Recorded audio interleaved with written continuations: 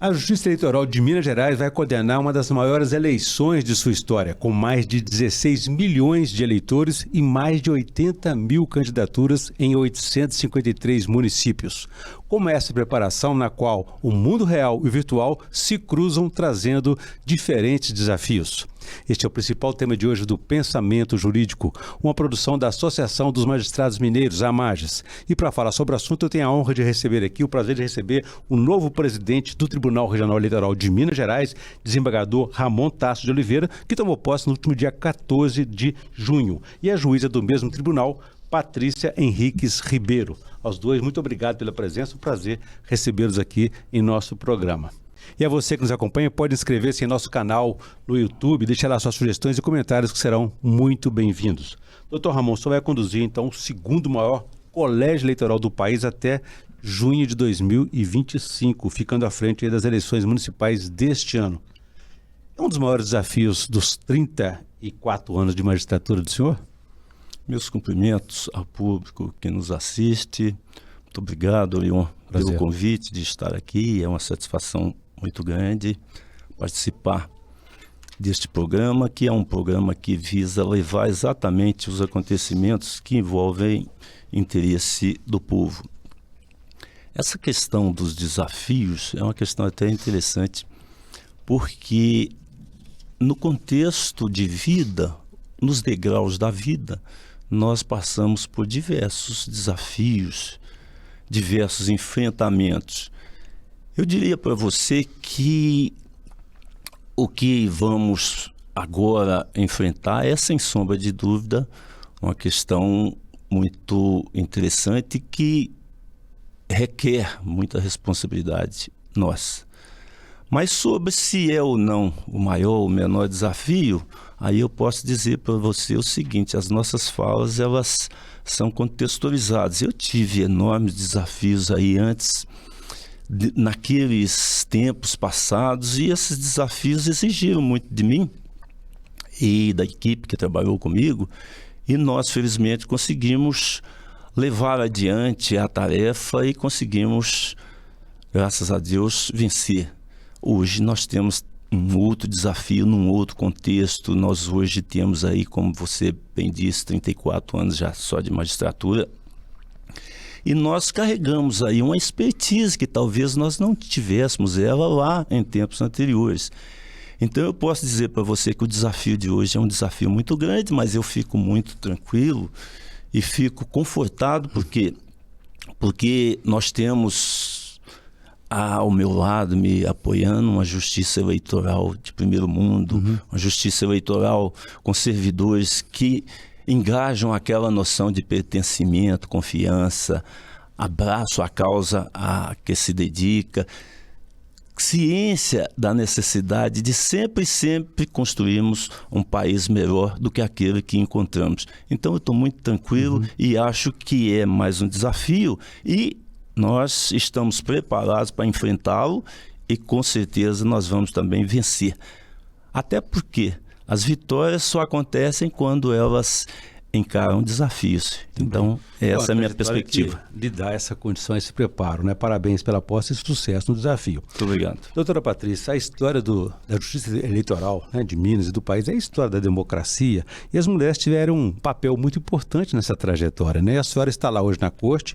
O que representa essa conquista, dessa presença feminina cada vez maior na justiça, seja eleitoral ou não? Bom, primeiro quero agradecer o convite de estar aqui, Orion, agradecer a AMAGES, principalmente por estar aqui ao lado do meu presidente, é uma honra para mim. E, como disse o presidente, é uma justiça especializada, uma justiça muito capacitada, e essa presença feminina é muito importante por vários fatores. Primeiro, porque nós temos hoje uma questão muito importante a enfrentar, que é as candidaturas fictícias, né? Aquelas candidaturas que não são efetivas, e que nós tivemos recentemente uma mudança de entendimento do Tribunal Superior Eleitoral, inclusive muitas decisões no Brasil em todo que foram modificadas, e que isso é um desafio para a Justiça Eleitoral, porque nós temos que fiscalizar, há que ter vamos dizer assim, por parte dos partidos políticos, dos diretórios, uma conversa com a Justiça Eleitoral, para que no momento, né, da criação das chapas, no momento do registro das chapas, que isso seja respeitado. A Justiça Eleitoral ela vai fiscalizar e está com um olhar atento sobre isso. Isso é talvez o maior desafio. E essa participação feminina ela é muito importante. Eu, durante muito tempo lá no TRE, no meu primeiro mandato, eu fui a única mulher lá, hoje somos 2. Pra você ter uma ideia, nas cortes eleitorais nós temos o TSE e mais 27 regionais, nós temos em torno de 80 mulheres, sendo que da minha classe jurista, nós titulares somos só 7. E é um olhar feminino, um olhar diferente, principalmente em relação a essa subrepresentação feminina na política. Então, eu acho que é um desafio importante, mas que eu acho que cada vez que passa, as mulheres estão conseguindo conquistar mais espaço e nós já vimos um aumento, né, de candidaturas e também de participação nas cortes eleitorais.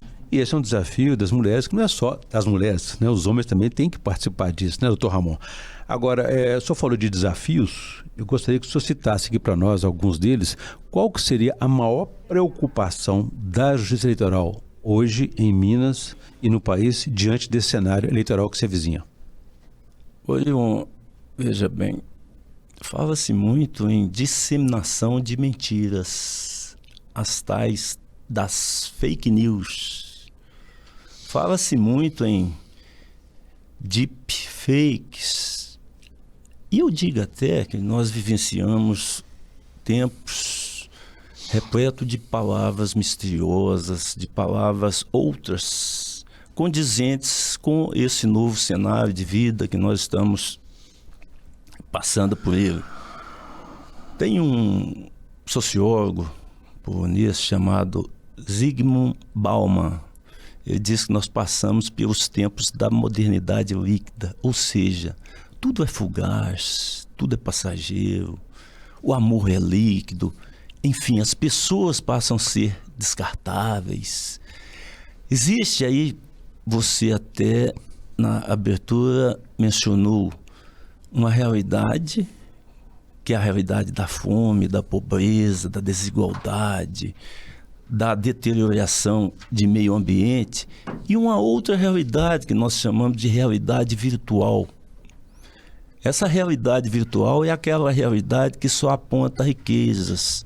Ou seja, ali nas redes sociais não aparece qualquer pessoa que tenha problemas. Enfim, todo mundo ali mostra uma cara feliz. Mas essas pessoas, então, elas estão escondendo algo por trás dessa realidade toda. E aí eu digo para você o seguinte: qual o grande desafio da justiça eleitoral? Fala-se muito em desinformação, disseminação de mentiras. Mas isso também não é algo novo, não é algo que apareceu agora. É lógico que agora, em face da inteligência artificial, é algo que existe de um modo mais sofisticado. Porque essa questão de disseminação de boatos falsos, de boatos, de mentiras, essa disseminação de irrealidades, ou seja, dessas tais de fake news, é algo que existe desde quando se criou esse modo de comunicação chamado imprensa, algo do século XV com Gutenberg. Lá já existia. Então, o que nós temos que ficar atentos? Exatamente, ficar atentos a mecanismos que nós podemos também difundir as informações verdadeiras. Ao lado das informações falsas, nós também temos mecanismos para contra-atacar, ou seja, desfazer as falsidades e criar um mundo em que as informações verdadeiras também ganham campo, ganham então conhecimento público. Se de um lado tem falsidade, se a inteligência artificial pode trabalhar com falsidades, ela também pode trabalhar com mecanismos verdadeiros para serem difundidos e o povo ter assim ciência dessa realidade. Sermos proativos, né, doutor Ramon? Exatamente. Doutora Patrícia, agora, além da desinformação, fake news, deepfake, essas coisas todas aí que estão surgindo nesse mundo virtual, também nele há um excesso de discursos de ódio antidemocráticos, discriminatórios. Como é que vai ser lidar com isso também. Isso também pode contaminar o processo eleitoral. Pode, mas eu acho que a eleição de 2022, a Justiça Eleitoral, ela mostrou. Porque a Justiça Eleitoral, ela tem uma das suas características, que eu acho que uma das características melhores que tem, que é a questão da celeridade. Todos que estamos lá, nós estamos acostumados com a resposta rápida, com a efetiva prestação jurisdicional de uma forma muito rápida. Então, eu acho que nós já tivemos uma preparação muito grande em relação a isso. Nesse ano, talvez a questão da inteligência artificial, até como foi falado pelo presidente, seja um desafio maior, mas nós já mostramos em 2022 essa resposta rápida. Essa resposta foi muito rápida em 2022. Então, ao mesmo tempo que é claro que a tecnologia, ela cada vez que passa, ela é mais rápida e ela dissemina mais esse discurso de ódio com maior velocidade, a resposta tem sido mais rápida também.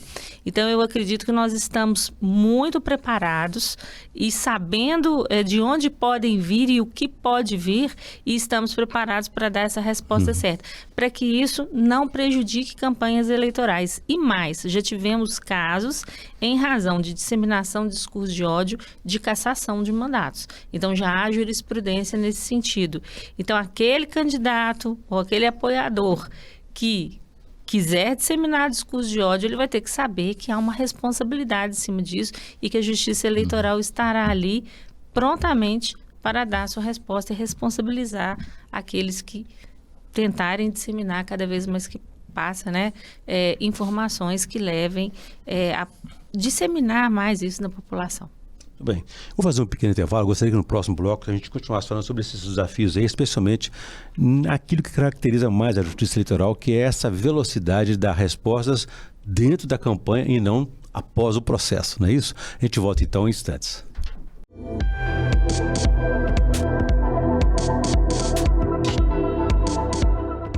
Estamos de volta com o Pensamento Jurídico, hoje uma edição especial para discutir sobre os desafios das eleições municipais de Minas e do país. Recebo aqui hoje o novo presidente do Tribunal Regional Eleitoral de Minas Gerais, desembargador Ramon Tasso de Oliveira, e a juíza do mesmo tribunal, Patrícia Henriques Ribeiro. Doutor Ramon, deixou uma questão para o senhor no bloco anterior a respeito dessa característica, dessa expertise que distingue a Justiça Eleitoral de outras formas de justiça, que é essa velocidade. É importante que essas respostas sejam dadas, como disse a doutora Patrícia antes, durante a campanha e não após a campanha, após o processo ser concluído, né? Uma justiça eleitoral, eu costumo dizer que ela nunca descansa. A justiça eleitoral, assim que você conclui o processo eleitoral, ela já está levando adiante o seu trabalho para etapas de eleições seguintes. Diz também e reafirmo, a justiça eleitoral ela é uma justiça possuidora de servidores os mais comprometidos possíveis com aquela demanda que ali aparece, até porque nós cuidamos de assuntos que interessam demais para a evolução, para o desenvolvimento do país. Nós cuidamos daquilo que tem conexão ou liga com aquele chamado regime de governo, democracia. E é mais do que dito, é mais do que constatado que não existe forma melhor de se levar a vida que não dentro dos anseios da democracia, dentro do campo democrático. É a melhor forma que se tem de governar. Por quê? Na democracia nós temos espaço para a voz das pessoas, a voz de todos, a voz dos excluídos, a voz dos minoritários, a voz das pessoas. E hoje nós estamos aí, muitas vezes, dentro de um mundo, eu até poderia dizer, um mundo em que há muita insensibilidade. Então nós estamos precisando de resgatar o lado humano, o valor das pessoas.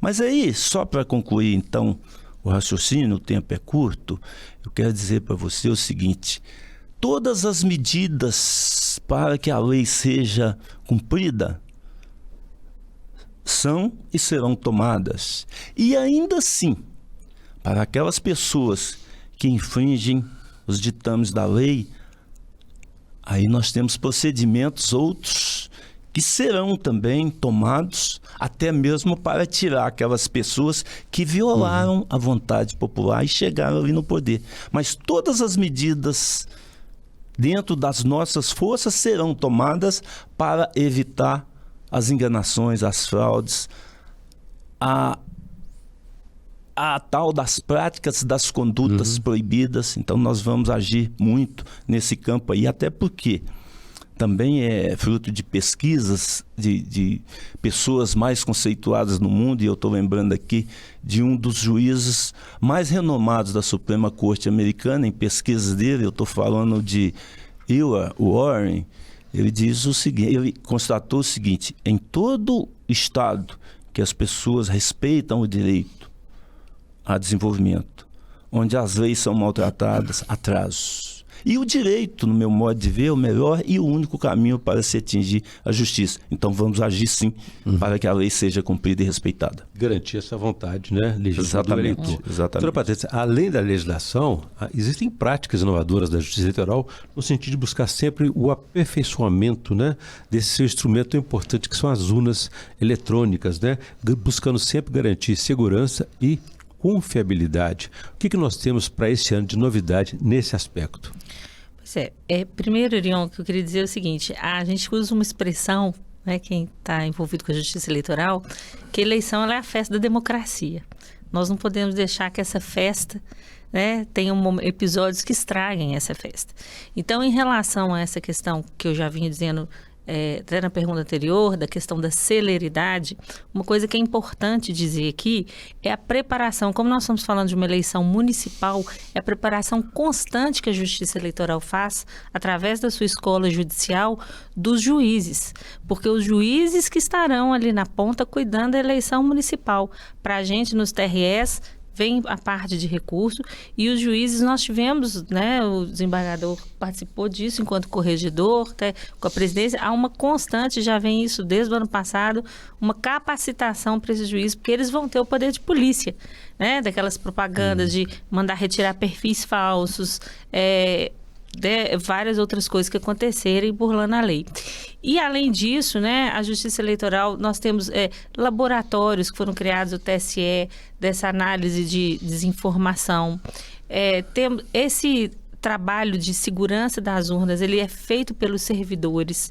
Nós temos o teste de urnas que é feito, muito isso da população não conhece esse teste que é feito. A população ela precisa conhecer, após a eleição, que há o boletim de urna, que ele é divulgado, que ele é colocado, inclusive com QR Code, que as pessoas podem conferir. Então, há uma série de mecanismos, são inúmeros, que precisa de ter publicidade, a população conhecer, para saber o tanto que é segura a eleição, o tanto que as urnas são seguras e o trabalho exaustivo que é feito tanto da parte administrativa quanto da parte jurisdicional. Muito bem. Então, Ramone, ainda nesse aspecto aí, é uma etapa importante que é essa transmissão desses dados, porque os resultados não são dados aqui, passam por Brasília, né? Por Tribunal Superior Eleitoral, antes de serem divulgados para toda a sociedade, né? Essa integridade, como é que ela é garantida? Que sabemos que as urnas não são conectadas à internet. Ainda assim, é possível garantir essa confiabilidade, essa segurança. Sem sombra de dúvida, o Orion. Patrícia, ela esclareceu muito bem. Nós não transmitimos os dados via internet. Essas urnas, elas são passadas pelo crivo de várias testagens. As pessoas têm as oportunidades de ampla fiscalização nesse trabalho. Eu sei que essa questão da cultura do papel é uma questão milenar. Aliás, o papel foi inventado aí no século I depois de Cristo. Eu sei que muitas vezes as pessoas elas são apegadas a isso, até porque eu estou lembrando aqui, aquela ideia de que a Terra era o centro do universo demorou cerca de 2000 anos para ser desfeita. Então essa cultura do papel também é algo que ainda existe na cabeça de alguns. Mas o mundo hoje, nós estamos dentro do mundo virtual. Então não tem mais, ainda mais após pandemia, e eu acredito que nós antecipamos o relógio cerca aí de uns 50 anos. Não dá mais para a gente trabalhar com papel. Eu mesmo fui juiz, presidi algumas eleições aí pelas nossas cidades mineiras, e naquela ocasião a gente contava os votos através do meio físico, através do papel. Isso é algo já ultrapassado. O mundo moderno não compactua com isso mais em qualquer dos seus segmentos. Então, a segurança da urna eletrônica é muito maior do que a segurança de algo emitido pelo papel. E nós temos ampla fiscalização das pessoas em torno disso, Orion.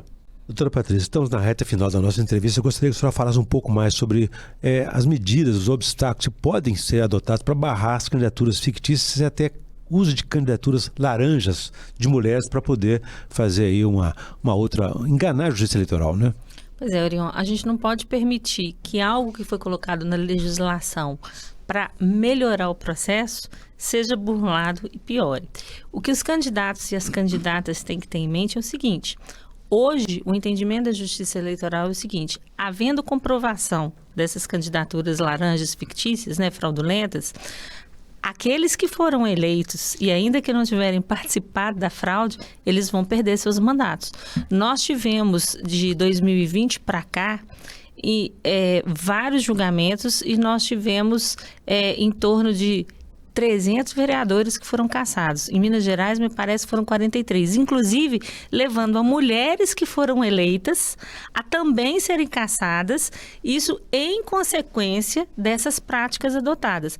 A Justiça Eleitoral, ela só vai atuar, a Justiça, né, inerte, ela só vai atuar, então, nas ações, nos julgamentos. Então, compete aos próprios candidatos, no momento que eles participarem dessas chapas, eles fiscalizarem e eles cobrarem dos dirigentes partidários. Os partidos precisam ter responsabilidade em relação a isso, porque aquele candidato que foi eleito e não participar da fraude, ele pode levar a consequência, porque nós vamos ter a cassação, nós vamos ter a retotalização dos votos e vai mudar o cenário. Então, uma pessoa que foi eleita, e ainda que foi eleita uma mulher, também pode ser levada à cassação.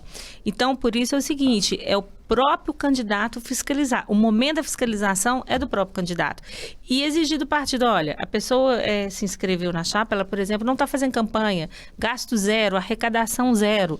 Então, vamos substituir essa candidata ou esse candidato. Se essa candidata, porque nós temos candidaturas fictícias masculinas também, mas na candidatura fictícia, né, masculina, que para atender o percentual de 30%, que na verdade ele é de gênero, não é só de mulher, se elas não fizerem campanha, se elas não tiverem gasto, o partido ele tem o tempo para substituir ou expulsa da chapa. Façam chapas menores. O que não é possível é ter essa consequência e levando inclusive ao prejuízo dos próprios que foram eleitos. Muito bem.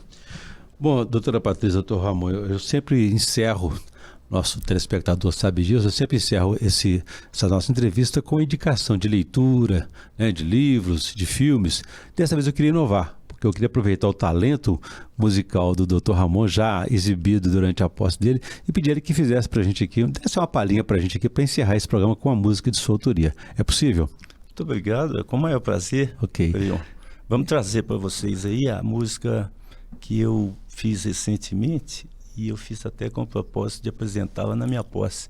Uma música chamada Entre Dois Mundos, e eu trato aí do mundo real e do mundo virtual, exatamente essas discrepâncias. Muito bom, vai nos prestigiar com isso então aqui.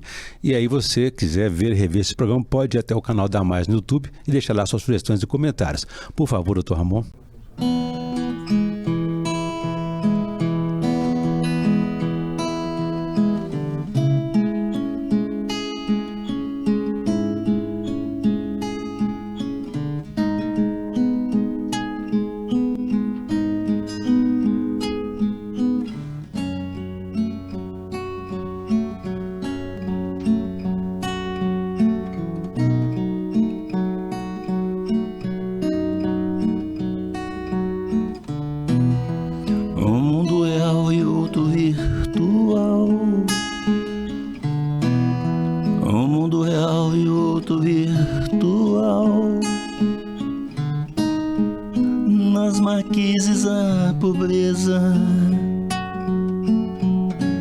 Na figuração online a riqueza,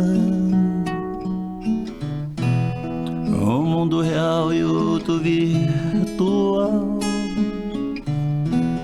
um mundo real e outro virtual. Nos busões pessoas exprimidas, nos iates recreação,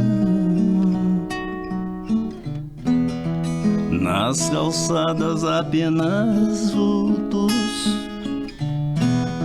nas calçadas apenas vultos, na Quinta Avenida pessoas, nos sons por aí devassidão, na imaginação desilusão, no guia desorientação, no guia desorientação, no e junto não há discernimento, no e junto não há discernimento, que eu se sirva para o MC, que eu se sirva para o MC. A musicalidade não pode sumir. Um mundo real e outro virtual. Um mundo real e outro virtual. Entre dois mundos vamos vivendo, realidades acontecendo, realidades acontecendo. A música não pode parar, a música não pode parar, a música não pode parar, a música não pode parar.